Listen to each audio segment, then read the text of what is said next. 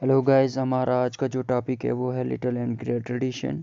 ठीक है, little and great tradition concept Robert Redfield ने दिया हुआ था।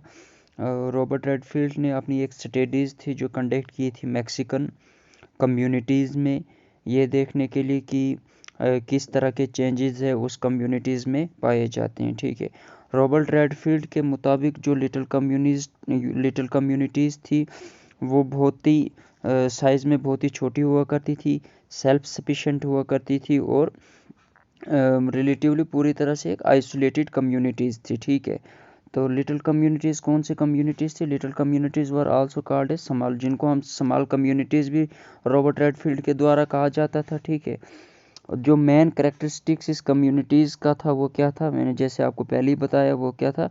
डिस्टिंक्टिवनेस, ठीक है, स्मॉलनेस, होमोजेनिटी, सेल्फ सफिशिएंसी और रिलेटिवली आइसोलेटेड। ये कम्युनिटीज़ मतलब दूसरी कम्युनिटीज़ से बिल्कुल आइसोलेटेड रहा करती थी। ठीक है, अपने आप में सेल्फ सफिशिएंट रहा करती थी और होमोजेनिटी थी, सेमनेस थी इस कम्युनिटीज़ में, एक तरह की कम्युनिटीज़ हुआ करती थी। ठीक है, जो भी इनकी अपनी नीड्स होती थी वो मतलब वो अपनी नीड्स को फुलफ़िल करने में सेल्फ सफिशिएंट हुआ करती थी। रॉबर्ट रेडफील्ड तो जो कंसेप्ट था लिटिल ट्रेडिशन और ग्रेट ट्रेडिशन को इसको हम पैरिकोलाइजेशन और यूनिवर्सलाइजेशन भी कहते हैं। ठीक है, पैरिकोलाइजेशन और यूनिवर्सलाइजेशन के बारे में मैं आपको आगे बताऊंगा कि क्या है ये भी सेम उसी की तरह है, लिटिल कम्युनिटीज़ और ग्रेट कम्युनिटीज़ के बारे में। रॉबर्ट रेडफील्ड ने, जैसे आपको मैंने पहले बताया, मैक्सिकन कम्युनिटीज़ में ये स्टडीज़ अपनी कंडक्ट की थी, ये देखने के लिए कि किस तरह के जो चेंजेस हैं उस सोसाइटीज़ में पाए जाते हैं। ठीक है, और जो इंडियन सोसाइटीज़ में इस कंसेप्ट का जो एक्चुअल मॉडल था वो किसने कंस्ट्रक्ट किया? वो किया मैकम मैरिट और मिल्टन सिंगर ने। ठीक है, मैकम मैरिट और मिल्टन सिंगर ने इंडियन सोसाइटीज़ में इस कंसेप्ट का एक्चुअल मॉडल कंस्ट्रक्ट किया, ये देखने के लिए कि किस तरह से रूरल सोसाइटीज़ चेंज हो रही और जो रूरल सोसाइटीज़ का कास्ट सिस्टम है वो किस तरह से चेंज हो रहा है। उस चेंज को एनालाइज करने के लिए मेल्टन सिंगर और मैकम मैरियट ने इस कंसेप्ट को कंस्ट्रक्ट किया और उन्होंने अपनी एक जो इंडियन विलेजेस थी किशनगढ़, उसमें इस कंसेप्ट को उसमें उन्होंने अपनी जो स्टडीज़ थी वो कंडक्ट की। ठीक है, कहाँ पे, कौन सी विलेज थी? किशनगढ़ में। ये आप याद रखना, ये बहुत इंपॉर्टेंट पॉइंट है। तो जो उन्होंने फिर मैकम मैरिट और मिल्टन सिंगर ने इंडियन का जो सोशल स्ट्रक्चर था उसको दो डिविजन्स में डिवाइड किया, स्ट्रेटिफाइड किया। ठीक है, जो कौन कौन सा था? एक तो था अनलेटर्ड पीजेंट, ठीक है, जिसको हम अनलेटर्ड पीजेंट्स, हम क्या कह सकते हैं? अनएडुकेटेड एग्रीकल्चरलिस्ट की कह सकते हैं। और दूसरा कौन सा ग्रुप था हमारे पास? Elite groups. ठीक है, जो बहुत ही सुपीरियर ग्रुप्स हुआ करते थे सोसाइटीज़ में, ये सुप्रीम ग्रुप्स हुआ करते थे सोसाइटीज़ में, पावरफुल ग्रुप्स होते थे सोसाइटीज़ में। एक उस ग्रुप में डिवाइड किया इंडियन सोशल स्ट्रक्चर को, और एक किया अनएडुकेटेड एग्रीकल्चरलिस्ट या अनलेटेड पीजेंट्स। ठीक है, जो फर्स्ट वन डेवलप हुआ विद इन द कंट्रीज, जो पहला ग्रुप था वो अपनी कंट्रीज़ में ही हमें देखने को मिलता था। ठीक है, जो मतलब एक ही उस कम्युनिटीज़ में जहाँ का जो कल्चर था वो सेम हुआ करता, सेम हो, या जो लोगों का लिविंग स्टाइल था या जो लोगों की डे बाय डे मतलब एक प्री डिफाइंड हैबिट स्टाइल था वो सेम हो, उस कम्युनिटीज़ में हमें क्या पहला ग्रुप देखने को मिलता था। ठीक है, जो सेकंड वन था जैसे एलीट ग्रुप, वो उन दूसरी कंट्रीज़ के साथ जब वो दूसरी ग्रुप्स या दूसरी सोसाइटीज़ के साथ जब कांटेक्ट में आए तो वहाँ से डेवलप हुआ हमारा दूसरा ग्रुप। ठीक है, elite groups. Little tradition develop with in the village community, जैसे मैंने आपको पहले ही बताया कि जो लिटिल कम्युनिटीज़ कौन सी थी? विद इन द विलेज, मतलब अपनी ही सोसाइटीज़ में डेवलप हुई। ठीक है, जैसे वहाँ के सॉन्ग्स, फोक सॉन्ग्स क्या थे, फोक आर्टिस्ट्स थे, या जो रूरल डॉक्टर्स थे वहाँ के, या जो हमारी कुछ पुराने ज़माने की फ्रेजेस हुआ करती थी, कहावतें होती थी, या हमारे पुराने ज़माने की कुछ कहानियाँ होती थी, या जो हमारे प्री डिफाइंड डांसेस होते थे, या कुछ मैजिक, जो मतलब एक कल्चरल पैटर्न उस सोसाइटीज़ का, उस अपने ही ग्रुप में जो एक कल्चरल पैटर्न चलता जा रहा था, वो हमारा क्या था, लिटिल ट्रेडिशन। ठीक है, great tradition are formed with the tradition when it become very wide. तो ग्रेट ट्रेडिशन तब देखने को हमें मिलता है जब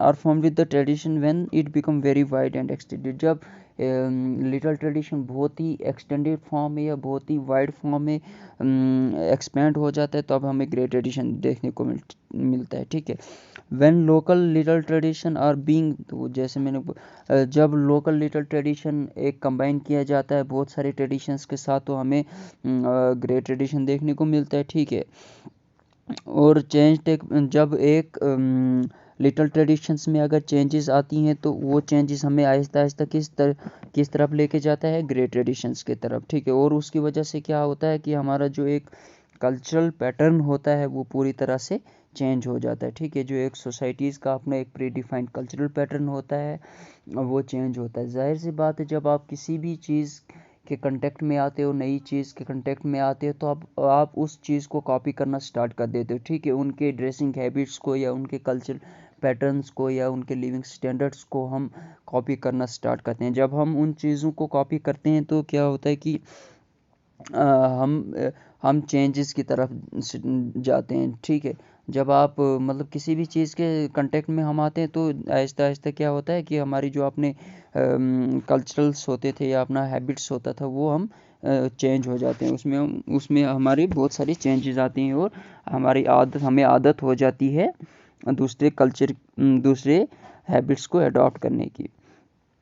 ठीक है, the great tradition consist of the tradition content in epics. अब जो ग्रेट ट्रेडिशंस थे, वो किन किन क्या क्या चीज़ें थी उस ग्रेट ट्रेडिशन में, जैसे कि एक मिनट, तो ग्रेट ट्रेडिशंस में आपको क्या क्या देखने को मिलता था, जैसे हमारे एपिक्स हुआ करते थे, पुराणास हुआ करते थे, ब्रह्मणास हुआ करते थे, या जो भी क्लासिकल संस्कृत वर्क था, उसमें जो चीज़ें मेंशन की थी, वो सारी हमारी क्या हुआ करती थी, ग्रेट ट्रेडिशन। ठीक है,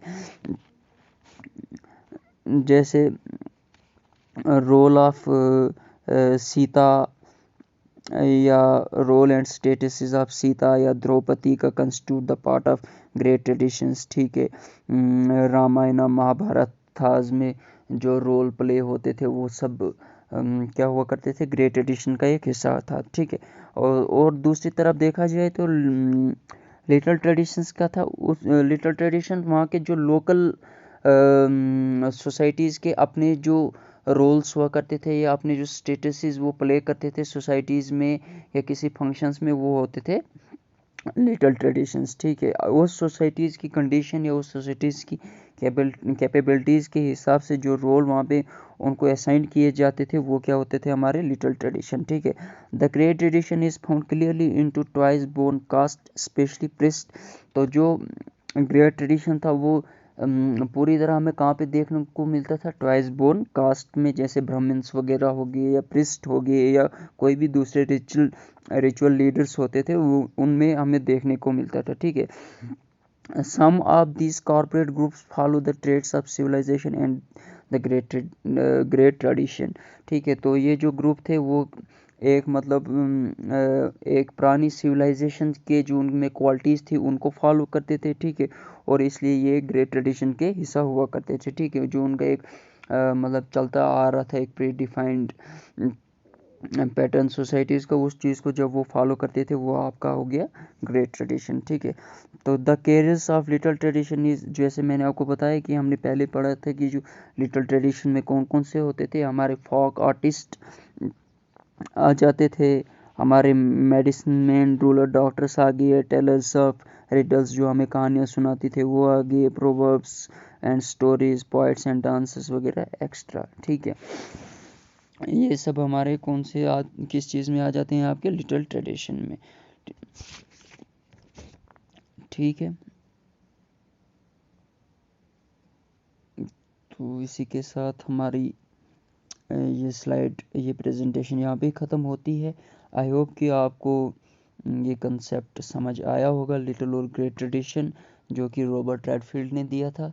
ठीक है, आप इसको सिंपल इतना समझिए।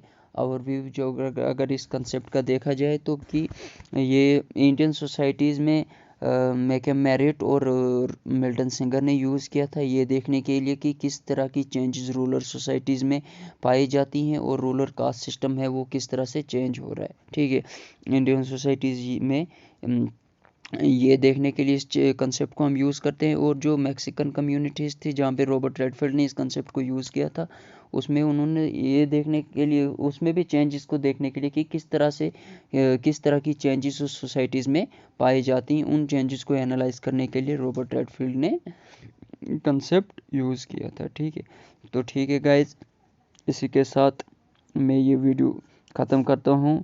आई होप कि आपको अच्छी लगी होगी ये वीडियो। तो आप चैनल को सब्सक्राइब कर दें और ऐसे ही वीडियोस देखने के लिए आप मेरे चैनल के साथ जुड़े रहें। लाइक करें, इसको शेयर करें और सब्सक्राइब भी कर दें। और ये मेरे यूट्यूब चैनल है सोशियोलॉजी नाउ के नाम से, और मेरा ये इंस्टाग्राम हैंडल है। अगर आपको कोई भी डाउट होगा आप मुझे डीएम कर सकते हो इंस्टाग्राम पे, ये और ट्विटर हैंडल भी मेरा यहाँ पे दिया हुआ है, या आप इस वीडियो के कमेंट में भी बता सकते हो। मैं नेक्स्ट वीडियो में कोशिश करूँगा कि इन सभी डाउट्स को, आपके डाउट्स को क्लियर करूं, और जो भी कमी पेशी रही होगी उस नेक्स्ट वीडियो में मैं पूरी करने की कोशिश करूंगा। ठीक है गाइस, थैंक यू।